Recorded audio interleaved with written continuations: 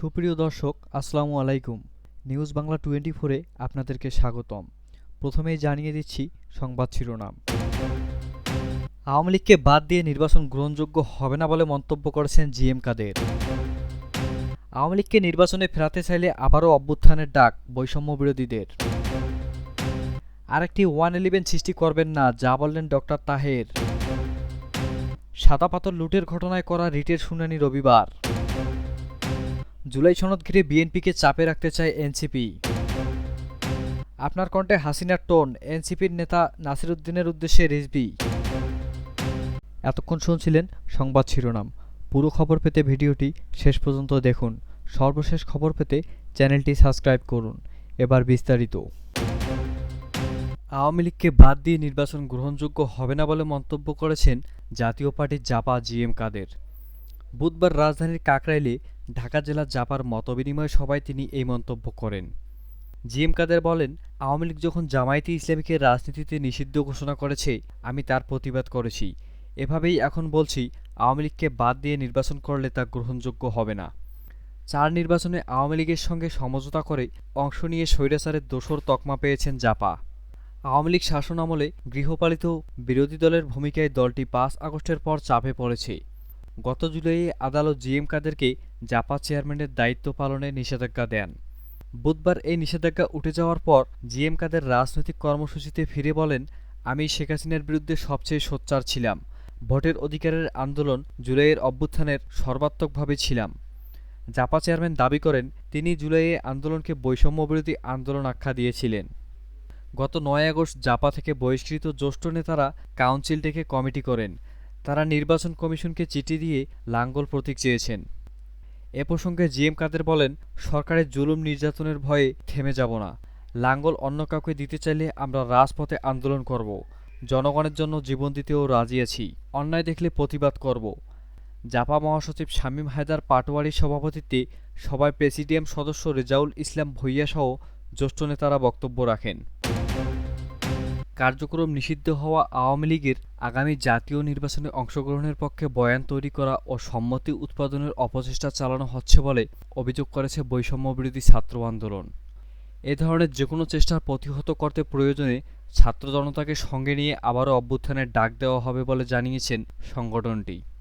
এছাড়াও আওয়ামী লীগকে নিয়ে যদি নির্বাচনের কোনো পরিকল্পনা বা অংশগ্রহণের সুযোগ তৈরি করা হয়, তাহলে অভ্যুত্থানপন্থী ছাত্র জনতা সেই নির্বাচন বয়কট করবে বলেও জানিয়েছেন বৈষম্যবিরোধী ছাত্র আন্দোলন।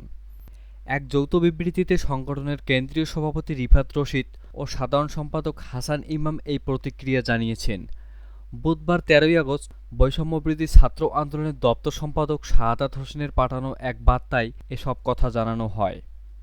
বার্তায় সংগঠনটি বলছে, কিছু রাজনীতিবিদ, আওয়ামী সিম্প্যাথাইজার ও সুবিধাভোগী, মূলধারার কিছু গণমাধ্যম, টেলিভিশনের টক শো, সংবাদপত্রে প্রকাশিত কলাম ও জরিপসহ বিভিন্ন মাধ্যমে পরিকল্পিতভাবে এনিয়ে বিনিয়ে নানা মোড়কে নিষিদ্ধ ঘোষিত পতিত ফ্যাসিস্ট ও গণহত্যাকারী আওয়ামী লীগের আগামী নির্বাচনে অংশগ্রহণের পক্ষে বয়ান তৈরি ও সম্মতি উৎপাদনের অপচেষ্টা চালাচ্ছে।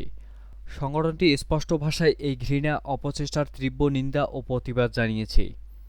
বার্তায় বলা হয়, মনে রাখতে হবে, আওয়ামী লীগ কোনো রাজনৈতিক দল নয়। তারা একটি ফ্যাসিবাদী শক্তি, গণহত্যাকারী ও নিষিদ্ধ ঘোষিত জঙ্গি সংগঠন, যারা বিগত 1.5 দশকে দীর্ঘ শাসনামলে গুম, খুন, অপহরণ, বিচার বহির্ভূত হত্যাকাণ্ড, বিচারিক হত্যাকাণ্ড, প্রকাশ্য দিবালোকে ধর্ষণসহ অগণিত মানবতাবিরোধী অপরাধের সঙ্গে জড়িত। সেখানে আরও বলা হয়, আওয়ামী লীগের সর্বশেষ জুলাই আগস্টের হত্যাকাণ্ডের জড়িত, সেখানে গুরুতর মানবাধিকার লঙ্ঘনের জ্বলন্ত প্রমাণ। এরই মধ্যে জাতিসংঘের মানবাধিকার হাইকমিশনের দপ্তরের OHCHR তথ্য অনুসন্ধান প্রতিবেদনে স্পষ্টভাবে উঠে এসেছে। সুতরাং বাংলাদেশের মাটিতে রিফাইন্ড আওয়ামী লীগ বা অন্য যে কোনো নামে হোক না কেন, গণহত্যাকারী আওয়ামী লীগকে রাজনীতি করার বিন্দুমাত্র অধিকার নেই। বৈষম্যবিরোধী ছাত্র আন্দোলন মনে করে, বাংলাদেশের মাটিতে আওয়ামী লীগের অধ্যায় 24-এর ছাত্র জনতার অভ্যুত্থানের মধ্য দিয়েই 5 আগস্ট চূড়ান্তভাবেই সমাপ্ত হয়েছে। অভ্যুত্থানের নতুন বাংলাদেশের রাজনীতিতে আওয়ামী লীগ এখন সম্পূর্ণ অযোগ্য ও অপ্রাসঙ্গিক। তাই এনিয়ে বিনিয়ে নানা মোড়কে আওয়ামী লীগের পক্ষে বয়ান তৈরি করে সম্মতি উৎপাদনের অর্থ হল আওয়ামী লীগকে কর্তৃত্ব সংগঠন জুলাই গণহত্যাকে বৈধতা দেওয়া, যা জুলাই আকাঙ্ক্ষার পরিপন্থী এবং সহস্রাধিক শহীদদের রক্তের সঙ্গে বিশ্বাসঘাতকতা। জনগণের মতের বিপক্ষে গিয়ে আরেকটি 111 সৃষ্টি না করতে সরকারের প্রতি আহ্বান জানিয়েছে জামায়াতে ইসলামীর নায়েবে আমির সাবেক এমপি ডক্টর সৈয়দ আবদুল্লাহ মোহাম্মদ তাহের। অনতিবিলম্বে জনগণের দাবি মেনে জুলাই ঘোষণাপত্রের আইনি ভিত্তি দিতে হবে। জুলাই ঘোষণা ও জুলাই সনদের আইনগত ভিত্তি প্রদান এবং সেই আলোকে আগামী জাতীয় সংসদ নির্বাচনের দাবিতে বুধবার ১৩ই আগস্ট বিকেলে রাজধানীর বিজয়নগর রোডে দলের ঢাকা মহানগর উত্তর ও দক্ষিণের উদ্যোগে বিক্ষোভ মিছিল পূর্ব সমাবেশ প্রধান অতিথির বক্তব্যে তিনি এসব কথা বলেন। ডক্টর তাহের বলেন, মাসের পর মাস সংস্কারের নামে রাজনৈতিক নেতাদের ডেকে নিয়ে পরিশেষে সংস্কারের আইনি ভিত্তি দিতে পারবে না বলে সরকার জাতিসে তামাশা করছে। জুলাই ঘোষণাপত্রের সাংবিধানিক উপায় আলিরিয়াস দেখাতে না পারলেও আমরা দেখাতে পারব মন্তব্য করে তিনি বলেন, আমাদের সেই দায়িত্ব দেন, আমাদের সাথে বসেন। মানুষকে বোকা বানানোর চেষ্টা না করতে তিনি সরকারের প্রতি আহ্বান জানান। জামায়াতে ইসলামী ইলেকশন চায়, সিলেকশন চায় না, মেনেও নিবে না উল্লেখ করে দলটির নায়েবে আমির বলেন, সরকারের নির্বাচনের রোডম্যাপ শুধু একটি দল স্বাগত জানিয়েছে। গণতান্ত্রিকামী দেশের অন্য রাজনৈতিক দলগুলো স্বাগত জানায়নি, জানাতে পারেনি। কারণ নির্বাচনের আগে রাষ্ট্রের সংস্কার, সকল গণহত্যার বিচার নিশ্চিত এবং লেভেল প্লেয়িং ফিল্ড তৈরি করতে হবে। তিনি বলেন, স্বাধীনতার ৫৪ বছরেও এ দেশের জনগণ একটি অবাধ, সুষ্ঠু, নিরপেক্ষ নির্বাচন দেখেনি। জুলাই গণঅভ্যুত্থান পরবর্তী জাতির নতুন বাংলাদেশ গড়ার স্বপ্ন একটি অবাধ, সুষ্ঠু, নিরপেক্ষ নির্বাচন আশা করছে। এজন্য রাষ্ট্রের মৌলিক সংস্কার ও গণহত্যার বিচার চেয়েছে। অন্তর্বর্তীকালীন সরকার দায়িত্ব নিয়েও ঘোষণা দিয়েছেন রাষ্ট্রের সংস্কার করবে। কিন্তু এই সরকারের উচিত ছিল আগে নিজেরা সেই চেয়ারে বসেছে সেই চেয়ারগুলো ধুয়ে মুছে পরিষ্কার ও পবিত্র করা। কারণ তারা সংস্কারহীন, অপবিত্র, অপরিষ্কার চেয়ারে বসে নিজেদের দেওয়া প্রতিশ্রুতি ভুলে গেছে। সিলেটে সাদা পাথর লুটের ঘটনায় দোষীদের বিরুদ্ধে ব্যবস্থা নিতে হাইকোর্টের দায়ের করা রিটের শুনানির দিন ধার্য করা হয়েছে। আগামী রবিবার হাইকোর্টের একটি দ্বৈত বেঞ্চে এই বিষয়ে শুনানি অনুষ্ঠিত হবে। এর আগে হাইকোর্টের সংশ্লিষ্ট শাখায় এই রিট দায়ের করেন সুপ্রিম কোর্টের আইনজীবী মীর কে এম নুরুন্নবী। রিটে ঘটনার তদন্ত করে ১৫ দিনের মধ্যে প্রতিবেদন দেওয়ার নির্দেশনা চাওয়া হয়েছে। এতে রাষ্ট্র সচিব ছাড়াও পরিবেশ সচিব, আইজিপি, সিলেটের ডিসি, কোম্পানীগঞ্জের ইউনো ১০ জনকে বিবাদী করা হয়েছে।